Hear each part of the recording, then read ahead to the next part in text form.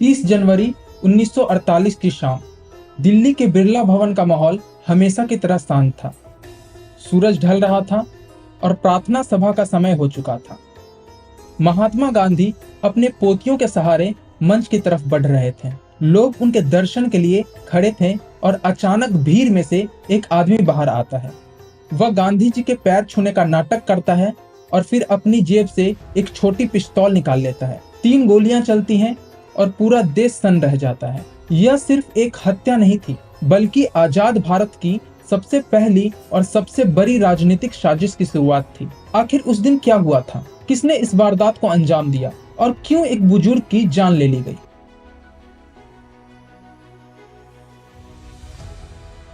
महात्मा गांधी की हत्या कोई अचानक हुई घटना नहीं थी, बल्कि इसके पीछे वर्षों से उबलता हुआ गुस्सा और अलग विचारधारा का संघर्ष था। बात है उस दौर की जब भारत की आजादी के साथ साथ देश का बंटवारा भी तय हो गया था। भारत और पाकिस्तान 2 अलग मुल्क बन चुके थे और इसके साथ ही शुरू हुआ था इतिहास का सबसे भयानक कत्लेआम। लाखों लोग बेघर हो रहे थे, ट्रेन लाशों से भरकर आ रही थी। उस भयानक माहौल में दिल्ली और आसपास के इलाकों में दंगे भड़क चुके थे।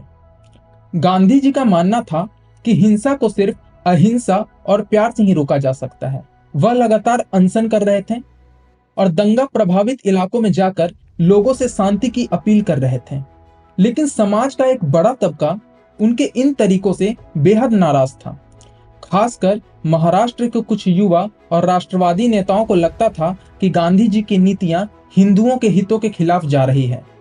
उनका मानना था कि पाकिस्तान बनने के बाद भी गांधी जी पाकिस्तान के प्रति जरूरत से ज्यादा हमदर्दी दिखा रहे हैं। इसी दौरान एक ऐसा फैसला हुआ जिसने इस गुस्से की आग में घी डालने का काम किया। वह फैसला था भारत सरकार द्वारा पाकिस्तान को 55 करोड़ रुपए का भुगतान करना।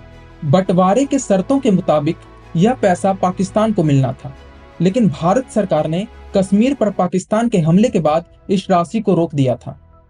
गांधी ने इस फैसले का कड़ा विरोध किया और उन्होंने इसके खिलाफ फिर से आमरण अनशन शुरू कर दिया। उनके इस कदम को देश के कई लोगों ने भारत विरोधी और पाकिस्तान के पक्ष में लिया। यहीं से वह नफरत और गहरी होती गई, जिसने आखिरकार इस दर्दनाक घटना को अंजाम दिया।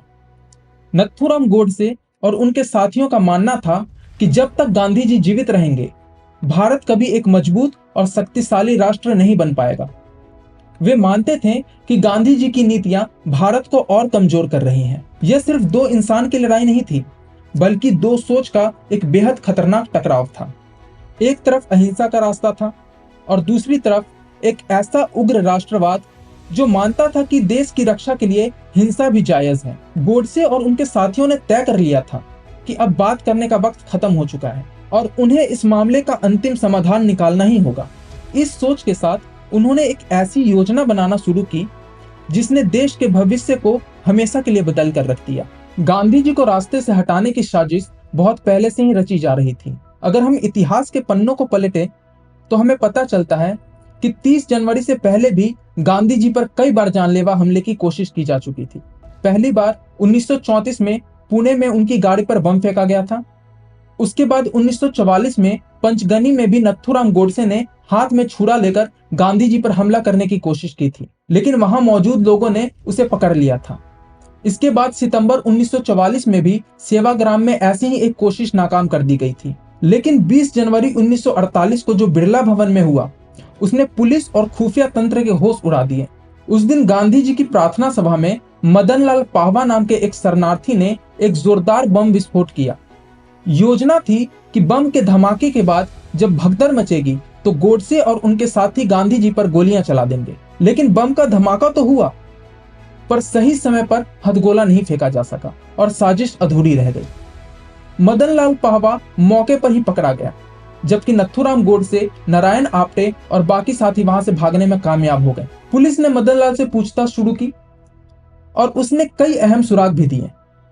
उसने बताया कि वह दिल्ली में कहां रुका था और उसके साथ कौन कौन लोग इस प्लान में शामिल हैं। इसके बावजूद दिल्ली और मुंबई पुलिस के बीच तालमेल की कमी और ढिलाई की वजह से साजिशकर्ताओं को पकड़ा नहीं जा सका।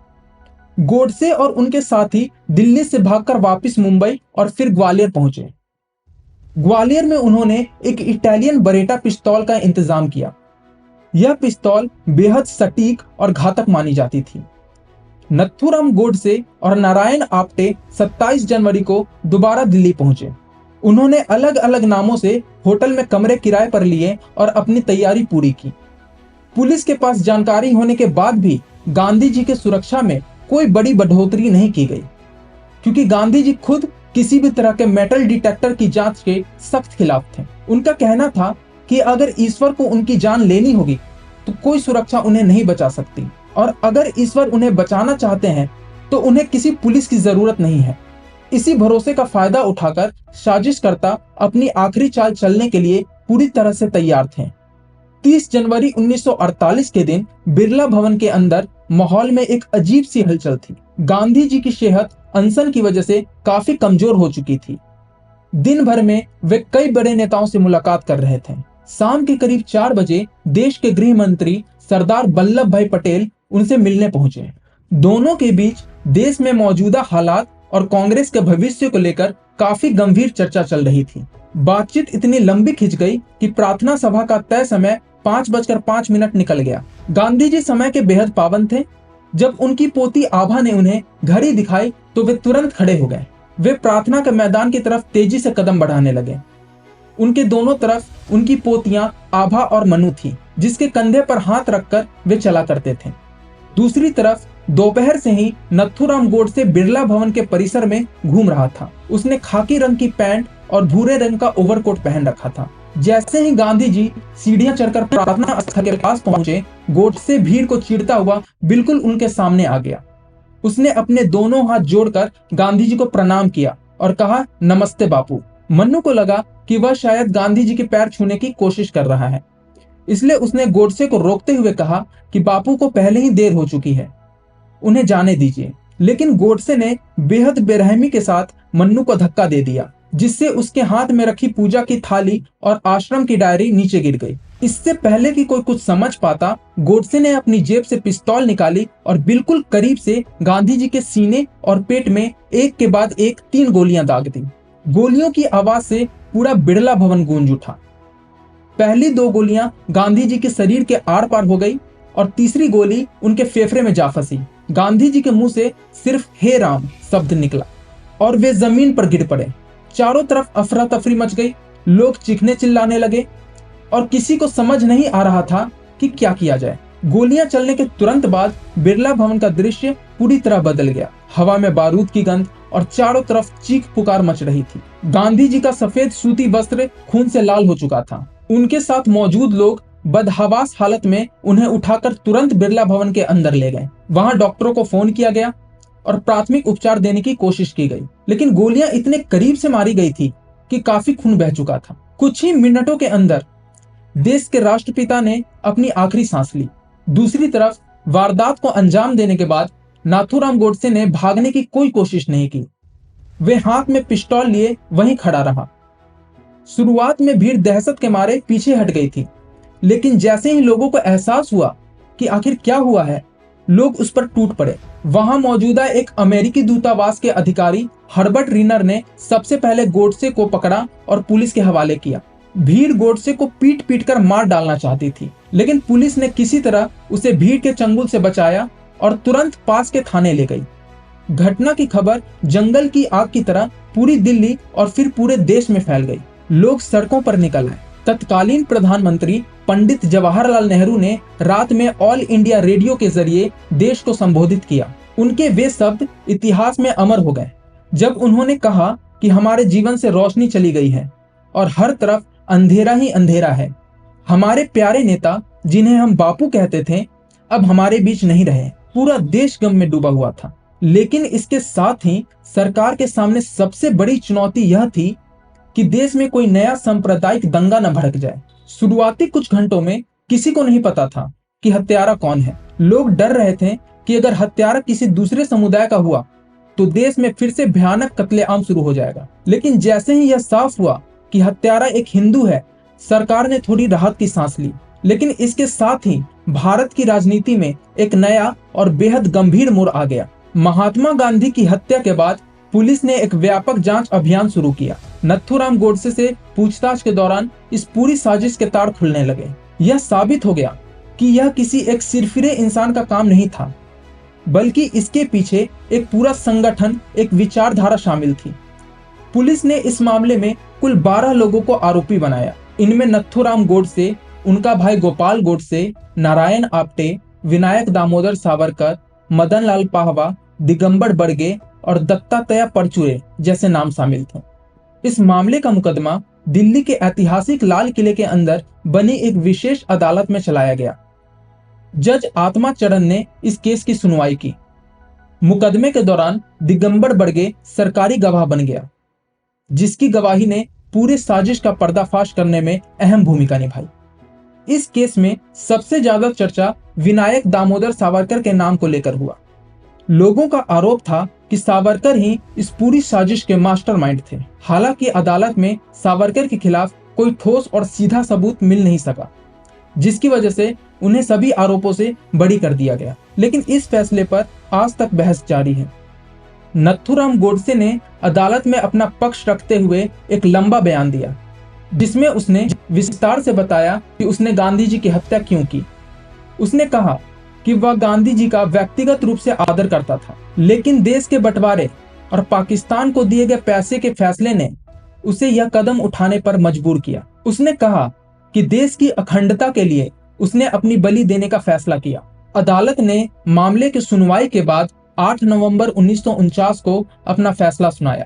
नथुराम गोडसे और नारायण आप्टे को फांसी की सजा सुनाई गई, जबकि गोपाल गोडसे, मदन लाल पाहवा और अन्य आरोपियों को उम्र कैद की सजा मिली। 15 नवंबर 1949 को अंबाला जेल में गोडसे और आप्टे को फांसी दे दी गई। गांधी जी की हत्या के साथ ही यह केस भले ही बंद हो गया हो, लेकिन इसके आसपास कई तरह की थ्योरी और सवाल आज भी जिंदा है।